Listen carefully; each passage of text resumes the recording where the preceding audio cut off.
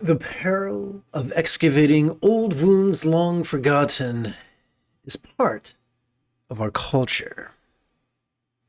Like a cursed mummy in a classic horror movie. When I was but a lad, I saw on television the black and white rerun of the original Mummy starring Boris Karloff. And the movie did not begin with the mummification process. The movie began with the excavation of the tomb and a professor's writing notes.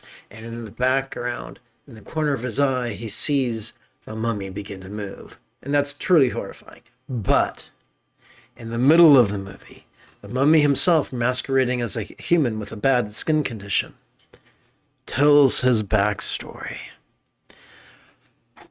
And we see the high priest being mummified alive as a great punishment. And through the genius of implication, you get the idea that they are cutting out his tongue without seeing it because it was 1930s, for God's sakes.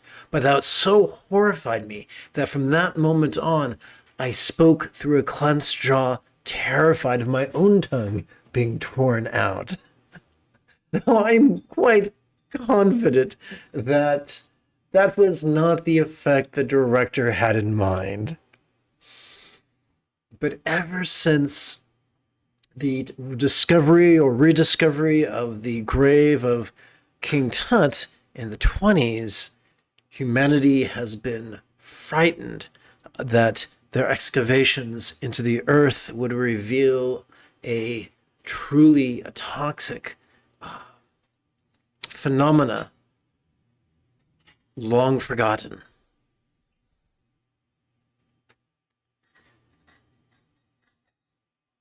But what about what happens to us when we practice mindfulness? Remember, the key to mindfulness.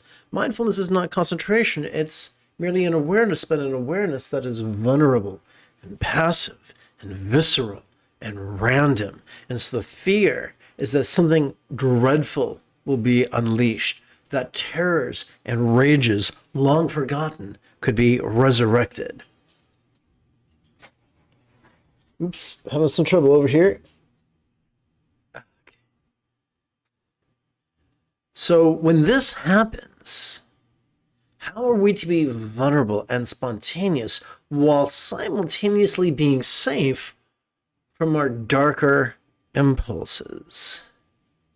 Impulses of cruelty, impulses of petulance, impulses destructive. Well, meditation's fringe benefit is the highest love, not an, what's it called? Not an analog of love, where we use contemplation and we use metaphoric arm twisting to coerce ourselves to act as if we're loving, but truly the highest love is spontaneous and uncontrived.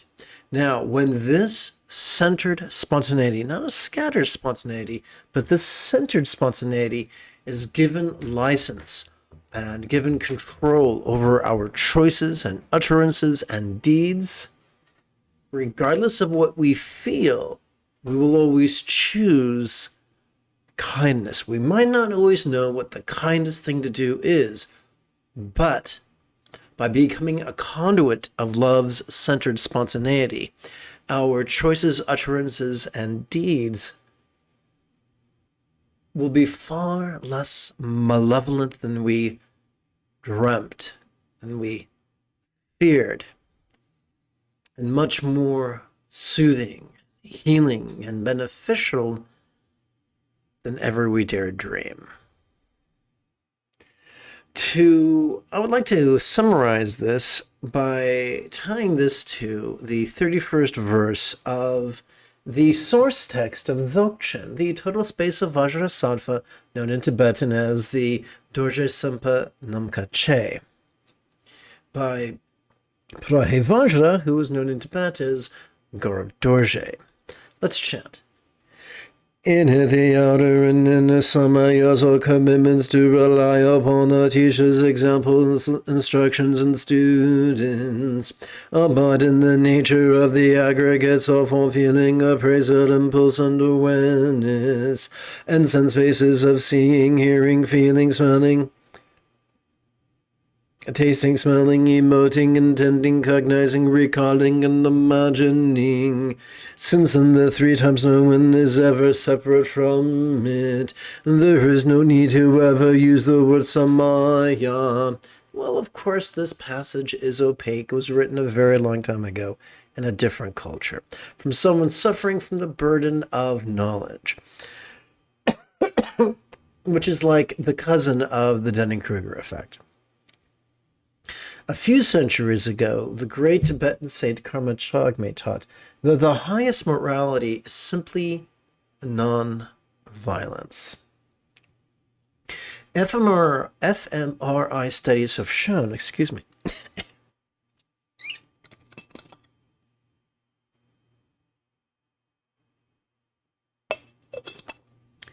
the more we truly practice mindfulness and meditation, not concentration, not contemplation, but mindfulness and meditation, the more lit up our empathy center is, which the big kids describe as the anterior cingulate gyrus. So it's more lit up the more we practice mindfulness and meditation. Therefore, since it's not something that has to be forced or contrived, we can access it through the centered spontaneity of which I just spoke.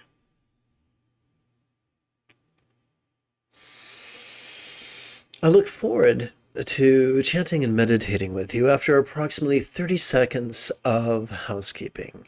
This is Lama Jigme Gyatso of the Buddha Joy Meditation School. For more than 30 years, I spent more than 8 hours a day, every day, studying, practicing, mastering, and reverse engineering the teachings and techniques of each sect of Buddhism so that you would not have to. Welcome to Meditate Like a Jedi, which is made possible due to the generosity of viewers just like you. This evening, we're going to play with an oldie but goodie, a very stripped-down practice or sadhana known as easy dzogchen. So, quick heads up, if at any point during the remainder of this evening's live stream, you have a specific question about Buddhist chanting, Buddhist meditation, Buddhist philosophy, or how to apply them, simply type your question in great detail in the chat window. What we're going to do is perform two recitations pertaining to bodhicitta's empathy, the empathy of bodhicitta and the enthusiasm of refuge. Our first recitation is more literal, and we're setting it to a triplet chant together. May I liberate all beings from the tyranny of hate, engraving, and clinging, by relying on thee, Buddha's example, instructions, and students. Consider, if you will, these three nouns. They are so useful in our spiritual training that they've earned the metaphoric nickname of the three wish-fulfilling jewels, kind of like Aladdin's lamp. For our second and final pre-meditation recitation, we're going to play with the same ideas, but this time in a more condensed and figurative way. We're going to set it to a bookend chant together. May I liberate all beings by relying on the three jewels. May I liberate all beings by relying on the three jewels. May I liberate all beings by relying on the three jewels. Now it's time for mindfulness meditation. The key to mindfulness is inhalation, for during each inhalation, we effortlessly access the sympathetic nervous system, which is wired not for active concentration, but to merely perceive, and to do so vulnerably, passively, viscerally, and of course, randomly. As we But what do we do with all those things that we notice? Well, we meditate. But how does that work? During each exhalation, thanks to the effortless workings of our parasympathetic nervous system, we're wired for both physical relaxation as well as mental release. So now, together as a team, let us meditate as transformatively as Rey on Ahch-To under the guidance of Luke Skywalker. As children, our first bike most likely had training wheels, which, although they were clunky, they got the job done. Similarly, our first of 3 exercises this evening is also clunky. During our inhalation, we could silently and mentally recite the 12-syllable phrase, perceiving this very turbulent play of mind. During our exhalation, there's another 12-syllable recitation, relaxing into mind's non-graspable nature. No, this is not an affirmation. This is not a belief-oriented statement. This is a statement of phenomena that is patently obvious. Why do we bother saying it then? Isn't it tantamount to marching outside and proclaiming that the sky is blue? We play with this to align our will with the programming, the ancient programming of our autonomic nervous system. So for the next few minutes together, let us chant. Not chant, but practice.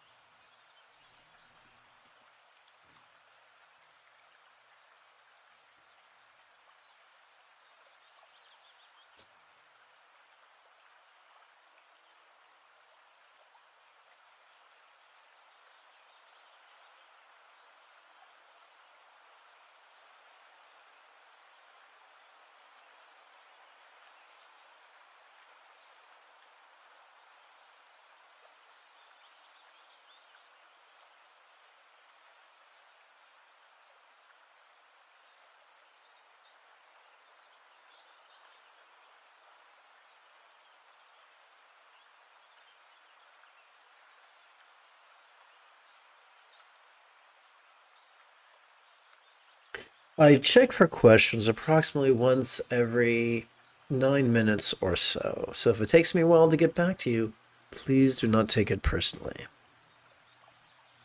Last person who took it personally cussed me out and told me I looked like Mr. Bean, which is quite insulting to Mr. Bean.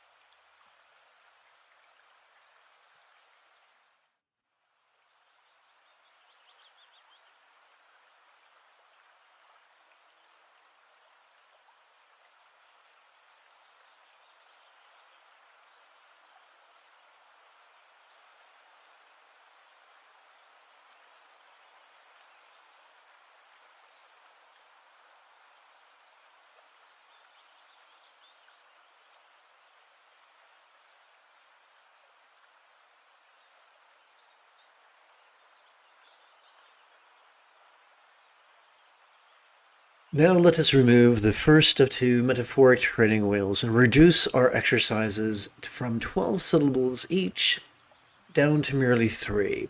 During each inhalation, let's silently and mentally recite, notice this. And during each exhalation, let us silently and mentally recite, relaxing.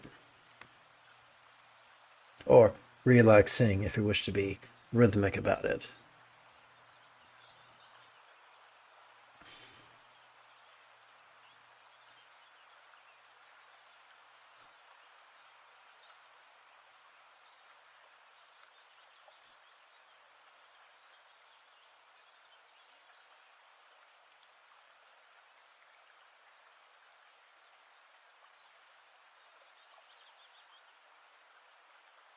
There will be times when it could feel like our circumstances or our bodies or our relationships or our minds are trying to beat us up and take our lunch money. The only thing worse than that is our knee-jerk reaction, which is typically to resist, like a dog playing tug of war with a chew toy. that can be exhausting. It really cut us off from some serious growth and evolution. A wonderful antidote to our habitual resistance to the present moment is to label our experience of the present moment using one of these 10 labels. The 5 of perception, appearance, resonance, sensation, flavor, or fragrance, and the like, and the 5 of experience, emotion, intention, cognition, recollection, and imagination. We do not play with these labels to suppress our experience, but to transcend our resistance to it, thus allowing ourselves to benefit from its momentum. And no, our job is not to perfectionistically agonizing over striving to find the perfect label in the shortest amount of time. It's okay to be flawed. It's okay to be messy. We were born naked, screaming, and covered in goo. Life is messy. Meditation is messy. Give yourself permission to, at times, have a rather shallow learning curve.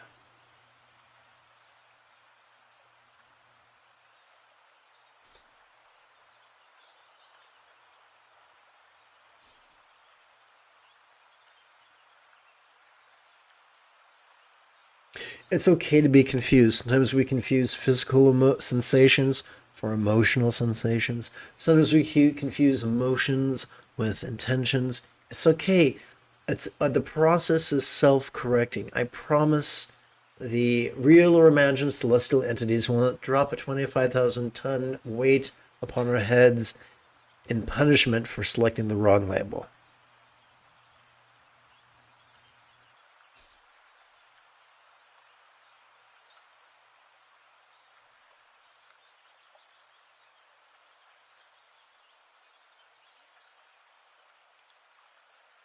Nor will the xenomorph burst out of our chest in retribution.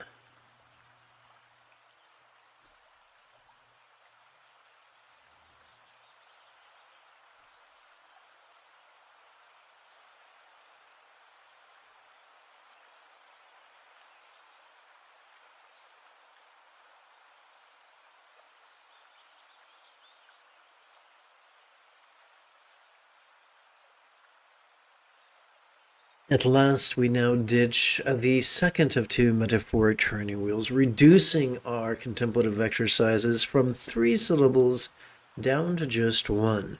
During our perceptive inhalations, we could silently and mentally recite the demonstrative pronoun this.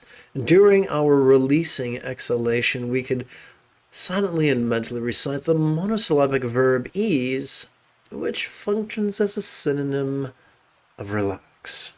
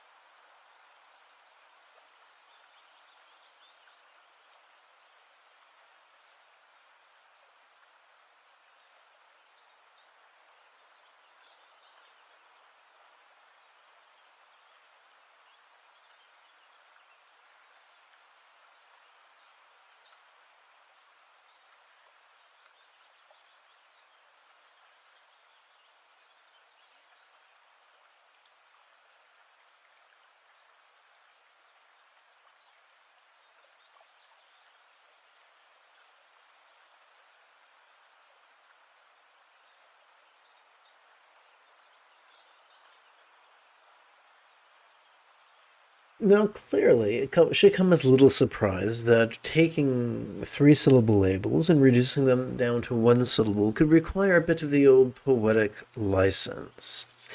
So when we feel physical sensations, we may wish to use the noun form, and when we feel their emotional counterparts, we may wish to use the verb feel.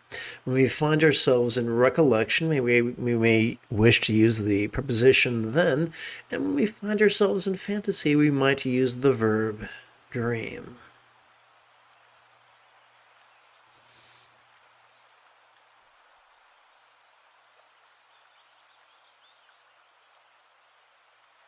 Welcome to this evening's live stream. If at any point at all you have a specific question about Buddhist chanting or Buddhist meditation or Buddhist philosophy or their application, simply type your question in great detail in the chat window.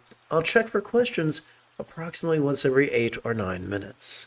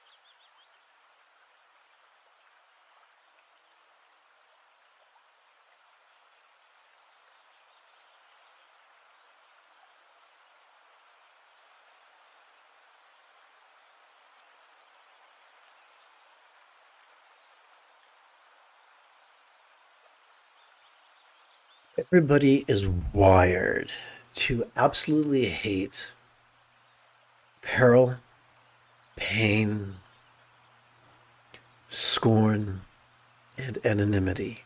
We've evolved to crave plenty, pleasure,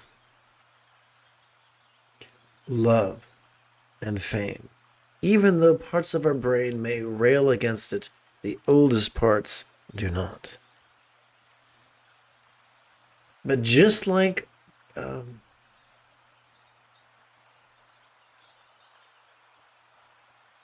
what's his face?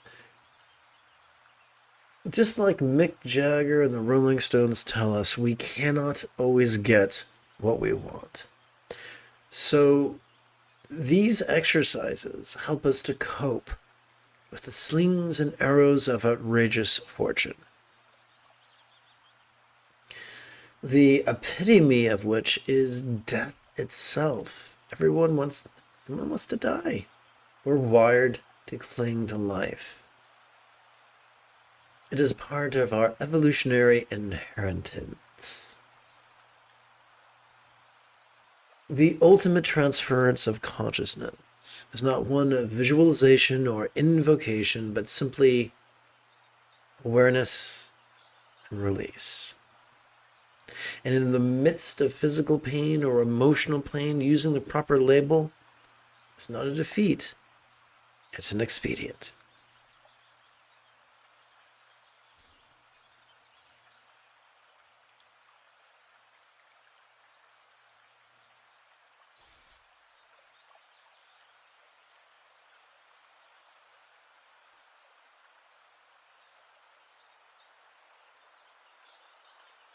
Beware of foolish teachers who would tell you we suffer because we crave. No. We suffer because we resist the absence of what we crave. We suffer because we resist the presence of what we hate. Now, we're wired to do so. There's nothing wrong with feeling that resistance. The question is, what do we do with it? By noticing and releasing, we transcend that resistance.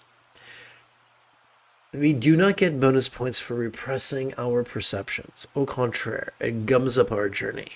But if we are courageous enough to be vulnerable in our perceptions, to be spontaneous in our application of the antidotes, then enlightenment can be ours easily and quickly.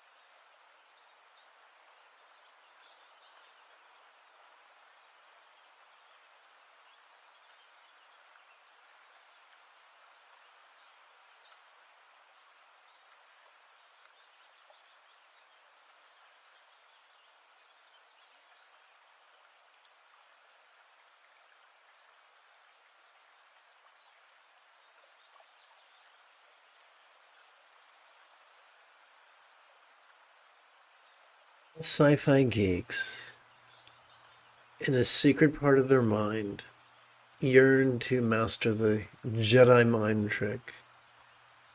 But our better selves realize that doing so would be a form of mental rape. It's not our job to make things happen or to prevent things from happening. It's enough during mindfulness to notice our desires and to notice our dreads. It's enough during our exhalation to physically relax and mentally release. That, my friends, is the ultimate manifestation, the effortless fulfillment of wishes.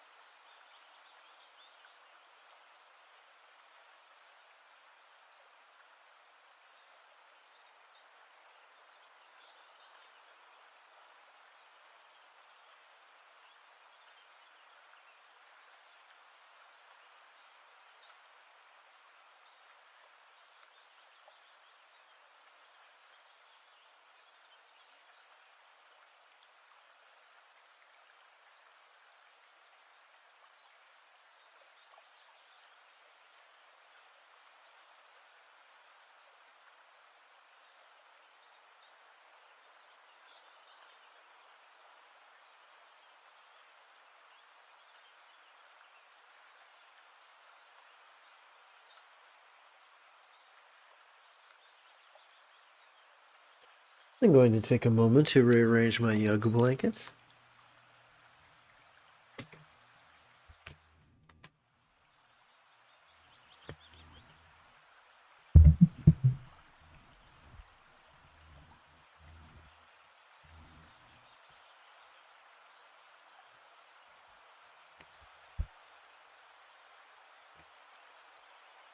Wait.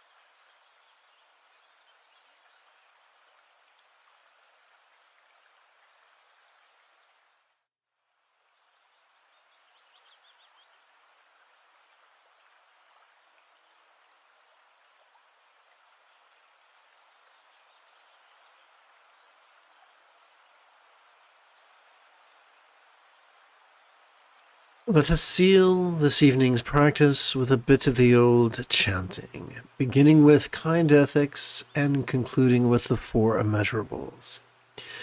May all beings practice of kind communication, conduct, and calmness flow spontaneous and uncontrived. May everyone be free from misery, may everyone be happy. May no one be separated from the happiness. May everyone have balance from the tyranny of hating, craving, and clinging freed.